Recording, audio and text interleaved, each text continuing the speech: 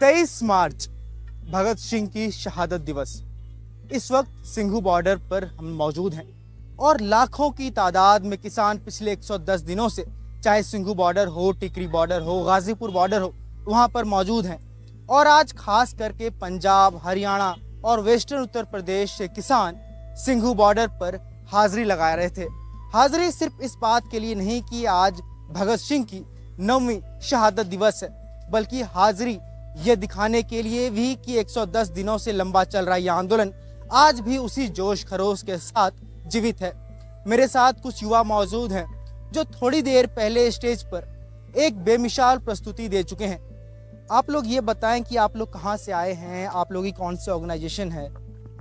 हम लोग सब दिल्ली से आए हैं और हमारी एक छोटी सी ऑर्गेनाइजेशन है द पार्टिकल कलेक्टिव। हम लोग नाटक बनाते हैं, नाटक करते हैं और इसी तरह पिछले 3 महीने से हम भी मोर्चे से जुड़े हुए हैं। तो जितने भी बॉर्डरों पे और टोल्स पे और जैसे हरियाणा, पंजाब, यूपी सब जगहों पे भी जैसे मोर्चे चल रहे हैं, तो हम सब जगह जा जा के परफॉर्मेंसेस करते हैं। एक नाटक बनाया है हमने और नाटक का नाम है दाना दाना इंकलाब।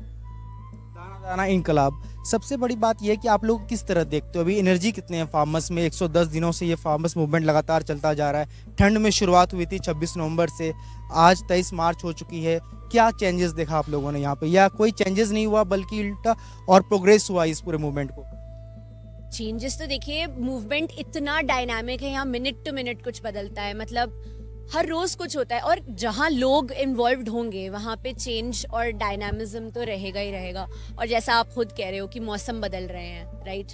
तो टेम्परेचर, उसके वजह से जो ह्यूमन बॉडी में चेंजेस होते हैं, बीमार होना, भूख लगना, खाना खाना, गर्मी लगना, सर्दी लगना, तो मोर्चे में सपोर्ट सिर्फ उन लोगों का नहीं है जो मोर्चे में बैठे हैं। बहुत से ऐसे लोग हैं जो मोर्चे में खुद आके बैठ नहीं पा रहे हैं, मगर वो लोग लॉजिस्टिक्स के तौर पे, डोनेशंस के थ्रू, कपड़े, पानी, अनाज, है ना, ये सब डोनेट करके मोर्चा चल रहा है। और जैसा आपने कहा, अब तो 110 दिनों से भी ज़्यादा से चल रहा है। तो ऑफकोर्स हमने चेंजेस ऑब्जर्व किया है, पर सबसे ज़्यादा अगर एक चीज़ है जो हमने ऑब्जर्व की है तो वो है कि सब आपस में बहुत प्यार और मतलब इज्जत के साथ जी रहे हैं।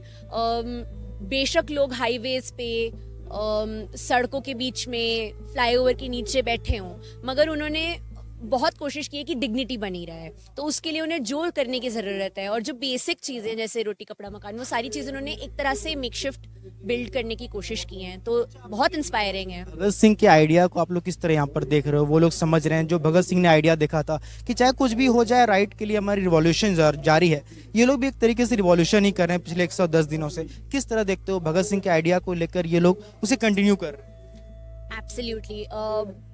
अगर उन्हें इतनी जल्दी फांसी शायद नहीं चढ़ा दी होती और उनके जैसे लीडर्स पहले से ही हमें इंस्पायर करते, तो शायद ये दशा आती ही नहीं।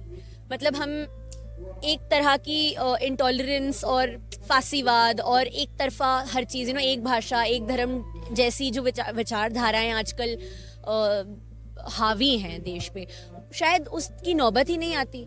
तो बिल्कुल भगत सिंह ही नहीं, मतलब सुखदेव, राजगुरु, बिस्मिल, ये सारे जितने भी यूथ लीडर्स हैं और भी बहुत से लोग जो प्री पार्टीशन ब्रिटिश से लड़े हैं, बहुत सारी विमेन लीडर्स है ना, जिनका मैं इस वक्त नाम रिकॉल नहीं कर पा रही हूँ, पर बहुत से लोग।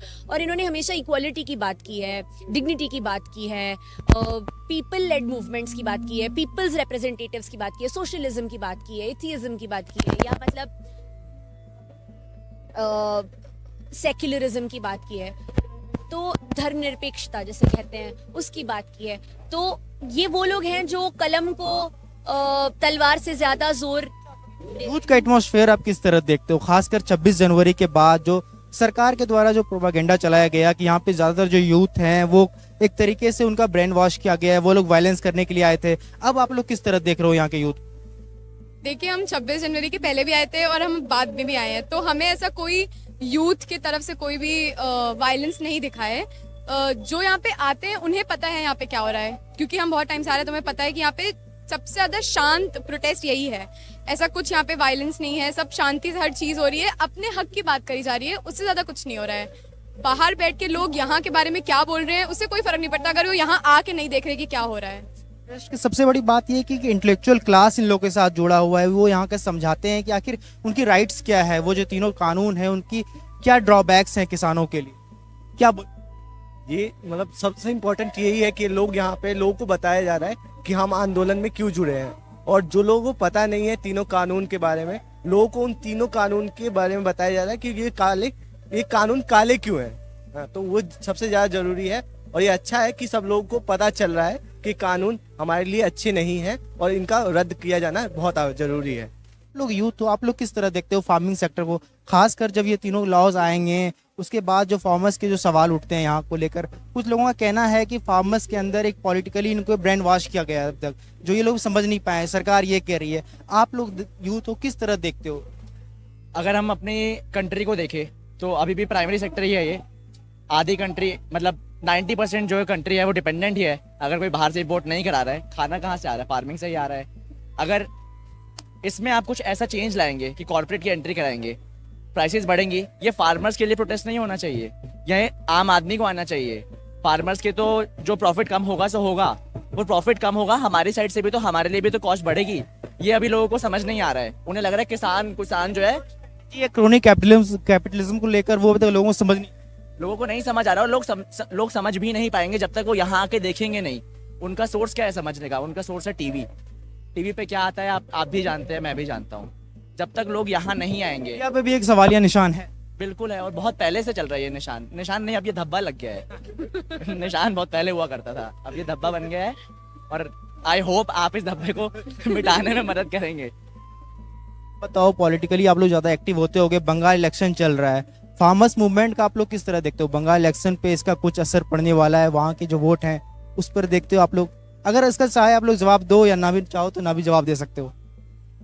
हमें ये जरूर पता है कि बहुत से यूथ लीडर्स और यूनियन लीडर्स दिल्ली से स्पेसिफिकली बंगाल इसीलिए गए हैं कि वो लोगों में जागरूकता ला सके और लोगों में लोगों से सपोर्ट ले सके कि देखिए मूवमेंट पंजाब और हरियाणा का नहीं है, मूवमेंट पूरे इंडिया का है, मूवमेंट सबको अफेक्ट करेगी, लॉज सबको अफेक्ट करेंगे। तो खास तौर से इलेक्शन बाउंड स्टेट्स जो हैं इस वक्त सबसे ज्यादा वॉलेटाइल है, और उनकी सपोर्ट मोर्चे के लिए सबसे ज्यादा मायने रखती है, क्योंकि अगर इस वक्त कोई एक चीज है जो संविधान हम सबको जिस चीज का अधिकार देती है, जिससे हम डायरेक्ट चेंज ला सकते हैं, वो है वोट। तो इस वक्त वोट्स का स्विंग होना और एक लिबरल सोच की तरफ जाना और इलेक्टेड रिप्रेजेंटेटिव्स आम आदमियों से निकलना और उन लोगों की तरफ से निकलना जो ऐसी विचारधाराएं रखते हैं जो आम आदमी का भला करे, उनका जीतना इस वक्त बहुत जरूरी है। तो इलेक्शन बाउंड स्टेट्स में से सपोर्ट आना और भी ज्यादा जरूरी है इस वक्त। फिर सवाल पूछ रहा हूँ कि फ्रीडम ऑफ एक्सप्रेशन कितनी जरूरी है? जिस तरह ये कंटेम्प्रेरी गवर्नमेंट जो है ये कर्व कर रही है एक्सप्रेशन को लेकर, आप लोग बताओ कि आप लोग कभी यहाँ पे जो प्रोटेस्ट कर रहे थे, जो प्रोग्राम कर रहे थे, वो सारा कुछ एक्सप्रेशन के ऊपर ही था। किस तरह देख रहे हो कि हमारी जो प्रेजेंट गवर्नमेंट है ये एक्सप्रेशन को लेकर कितना कर्व कर रही है? जो बोलना चाहते हैं या तो वो जेल में चले जाते हैं या यूएपीए एक्ट लग जाती है उन लोगों के ऊपर। आप लोग किस तरह बोलना चाहते हैं? साढ़े खोले बस एक आवाज। तो अगर आप वो भी बंद कर दोगे, है ना, अगर आप अपने खिलाफ जोक्स, कटाक्ष, थोड़ी बहुत क्रिटिसिज्म या कोई भी बातचीत अपने बारे में बर्दाश्त ही करने से मतलब मुकर रहे हैं, तो फिर तो यही बात हुई कि आप चाहते हो कि एक तरफा बातचीत हो, और एक तरफा बात डेमोक्रेसी में कब तक चलेगा? और वो तो डेमोक्रेसी के ही डेफिनेशन के खिलाफ है। तो ये एक तरफा बातचीत को खत्म करते हैं और मतलब हर किसी को मौका देते हैं कि भाई अपनी बात रखें, खुलकर रखें, और किसी को सिर्फ बात करने के लिए या एक जोक मारने के लिए या एंटरटेनमेंट सेक्टर हो गया या मतलब मीडिया भी सही, मतलब किस हद तक सेंसरशिप अब आगे तक आ गई है कि घरों के अंदर, बेडरूम के अंदर क्या चल रहा है उस पे भी आपको रोक टाक लगाना है। फिर तो मतलब फिर हम क्या ही रह जाएंगे? हमारे जिन उसूलों पे हमारा देश बनाया गया था, जिनसे हमने आजादी ली और जिन टेनेट्स को हमने अपना प्रिंसिपल माना, अपने देश का कॉन्स्टिट्यूशन माना, हमने अपने राइट्स माने, अगर आप उनको ही खत्म कर दोगे तो हमारा तो वजूद ही खत्म हो जाएगा। फिर भारत क्या? भारत कौन? भारत है ना। तो आप लोगों को डर नहीं लगता है जब आप आज़ादी की बात करते हो, आज़ाद स्लोगन करते हो, एक्सप्रेशन करते हो, एक कहीं या डर आता है, या आप लोग ये समझते हो कि चाहे कुछ भी हो जाए हमारे जो राइट्स है जो दुनिया में हो रही है उसे बताना जरूरी है आप लोगों को? बिल्कुल जरूरी है, और ऐसा नहीं है कि मतलब देखिए ना कि कितने कितने दुख की बात है कि आर्टिस्ट को डर में जीना पड़ रहा है। आर्टिस्ट कुछ बोलने से पहले 10 बार सोचे कि भाई किसी को बुरा ना लग जाए।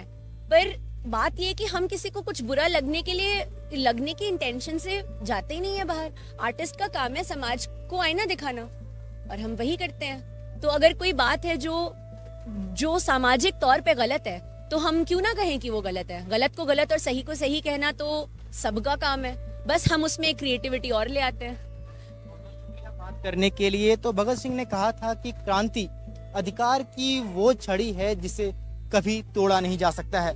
सिंघू बॉर्डर पर ये यूथ हैं, इन सभी लोगों ने प्रोग्राम करके यही बताया कि किसान और देश की सरकार को साथ में बैठकर किसान आंदोलन को और कानून को लेकर बातचीत करनी ही पड़ेगी और ये आवाज सरकार नहीं दबा सकती है। पीयूष कुमार की रिपोर्ट सिंघू बॉर्डर से द हेडलाइन के लिए।